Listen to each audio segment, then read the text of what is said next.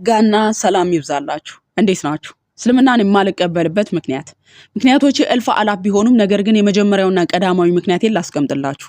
እንግዲህ እጅጉን የምንወደውና የምናከብረው ታላቁ ሐዋርያ ብርሃነ ዓለም ቅዱስ ጳውሎስ ሲናገር በዚህ በገላትያ መልእክቱ ምዕራፍ 1 ከቁጥር 8 ጀምሮ እንዲላል፣ ነገር ግን እኛም ብንሆን ወይም ከሰማይ መልአክ ከሰበክንላችሁ ወንጌል የሚለይን ወንጌል ቢሰብክላችሁ የተረገመ ይሁን።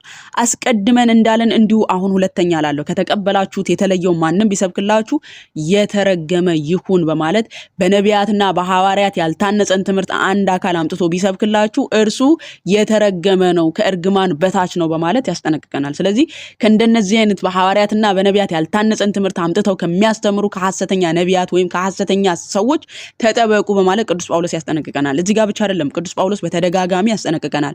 በዚህ በሁለተኛ ቆሮንቶስ ምዕራፍ 11 ቁጥር 14 ላይም እንዲላል፣ ይህም ድንቅ አይደለም፣ ሰይጣንም ራሱ የብርሃን መልአክ እንዲመስል ራሱን ይለውጣልና አለን። እንግዲህ አገልጋዮች ደግሞ የጽድቅን አገልጋዮች እንዲመስሉ ራሳቸውን ቢለውጡ ታላቅ ነገር አይደለም።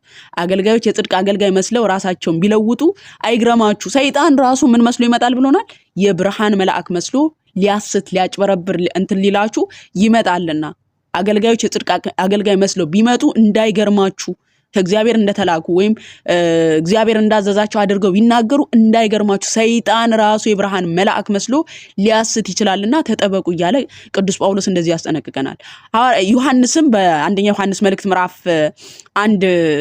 4 ከቁጥር 1 ላይ እንዲላል፣ ወዳጆች ሆይ መንፈስን ሁሉ አትመኑ፣ ነገር ግን መናፍስት ከእግዚአብሔር ሆነው እንደሆነ መርምሩ፣ ብዙዎች ሐሰተኛ ነቢያት ወደ ዓለም መጥተዋልና የእግዚአብሔር መንፈስ በዚህ ታውቃላችሁ። ኢየሱስ ክርስቶስ በስጋ እንደመጣ የሚታመን መንፈስ ሁሉ ከእግዚአብሔር ነው። ኢየሱስ ክርስቶስ በስጋ እንደመጣ የሚታመን መንፈስ ከምንድን ነው? ከእግዚአብሔር ነው። ኢየሱስ ክርስቶስ በስጋ እንደመጣ የማታምን መንፈስ ግን ከምንድን ነው? ከእግዚአብሔር አይደለም። ከእግዚአብሔር ካልሆነ ደግሞ ከምንድን ነው? ከዲያብሎስ ነው ማለት ነው። ሙሐመድ ይሄን አያምኑ። ክርስቶስ በስጋ እንደመጣ አያምኑ። በስጋ የመጣ ተብሎ ሲነገር እንዴት ነው? ልክ ጳውሎስ ሮሜ 9:5 ላይ አባቶችም ለነርሱ ናቸውና ከነርሱም ክርስቶስ በስጋ መጣ፣ እርሱም ከሁሉ በላይ ሆኖ ለዘላለም የተባረከ አምላክ ነው ብሎ እንደገለጸው። ለዚህ ክርስቶስ ኢየሱስ በስጋ መጣ ሲባል ያ የማይታየው አምላክ በስጋ ተገለጠ። ልክ አንደኛ ጢሞቴዎስ 3:16 ላይ እንደተናገረው በስጋ የተገለጠ፣ በመንፈስ የጸደቀ፣ በአሕዛብ የተሰበከ፣ በዓለም የታመነ፣ በመላእክት የታየ፣ በክብር ያረገ ብሎ እንደገለጸው ማለት ነው። በስጋ የተገለጠ አምላክ ነው። ከስጋና ከደም ተካፈለ ተብሎ ያ የማይታየው አምላክ በሚታይ ስጋ የተገለጠ አምላክ መሆኑን እየገለጠልን ነው። ስለዚህ ክርስቶስ በስጋ እንደመጣ የማታምን መንፈስ ሲል ያ የማይታየው አምላክ በስጋ እንደመጣ የማያምን እርሱ ከእግዚአብሔር አይደለም። ከምንድነው? ከዲያብሎስ ነው። መሐመድ ይሄን አያምንም። ስለዚህ በሐዋርያት የታነጸ በነቢያት የታነጸ ትምህርትን ይዞ አልመጣም ማለት ነው መሐመድ።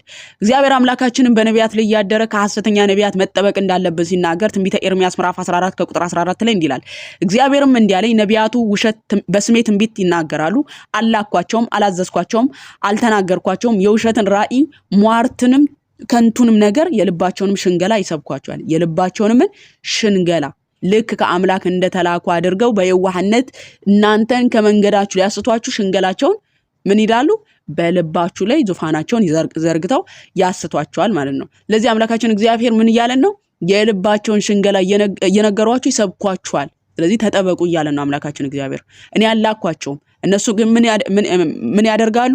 ልክ ትንቢት ይናገራሉ፣ ከእግዚአብሔር እንደተላኩ አስመስለው እግዚአብሔር አምላክ ልኮናል ብለው ይናገራሉ። ግን አላኳቸውም፣ አላውቃቸውም እያለ አምላካችን እግዚአብሔር ከእንደነዚህ አይነት ሐሰተኛ ነቢያት መጠንቀቅ እንዳለብን ይነግረናል። ሙሴም እንዲሁ ሲናገር ኦሪት ዳግም 13 ላይ እንዲላል፣ በመካከልህም ነብይ ወይም ህልም አላሚ ቢነሳ አለ። ምን አላሚ? ህልም አላሚ ቢነሳ ምልክትም ተአምራትን ቢሰጥ እንደነገረህም ምልክቱ ተአምራቱ ቢፈጸም፣ እንደው ተአምር ሰርቶ እንኳን ተአምሩ እውነት በአይን ብታየው እንኳን ልታምኑ አይገባም። ህልም አልሞ እንኳን ህልሙ ቢሳካለ ልታምኑ አይገባም እያለ ነው መጽሐፍ ቅዱስ። መሐመድ ከነ ተአምርም አልሰራም። ተአምር ቢሰራ ራሱ መሐመድ ተቀባይነት የሌለው ነብይ ነው፣ በሙሴ ትምህርት ደረጃ ማለት ነው። ምን ይላል? በመካከልህም ነብይ ወይም ህልም አላሚ ቢነሳ ምልክትም ተአምራትን ቢሰጥ እንደነገረህ ምልክቱ ተአምራቱ ቢፈጸም እርሱም ሄደን የማታውቃቸው ሌሎች አማልክት እንከተል እናምልካቸውን ቢል አምላካችሁን እግዚአብሔርን በፍጹም ልባችሁ በፍጹም ነፍሳችሁ ትወዱት እንደሆነ ያውቅ ዘንድ አምላካችሁ እግዚአብሔር ሊፈትናችሁ ነውና የዚያን ነብይ ቃል ወይም ያን ህልም አላሚ አትስማ።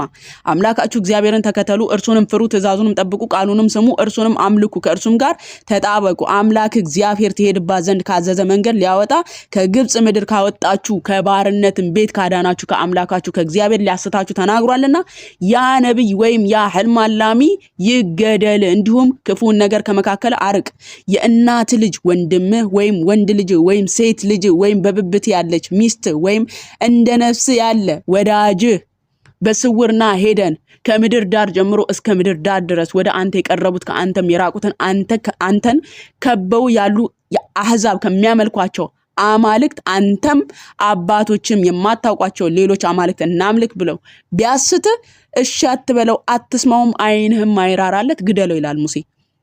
ምንም ማያውቁ አንተም አባቶችም የማታውቁትን አማልክት እናምልክ ቢለ ዓይንህ ራሱ አይራራለት፣ ፈጽመህ ግደለው በማለት ይናገራል። መሐመድ በሙሴ ዘመን ቢኖር ጭራሹን ተወግሮ የሚገደል ሐሰተኛ ነብይ ነበር።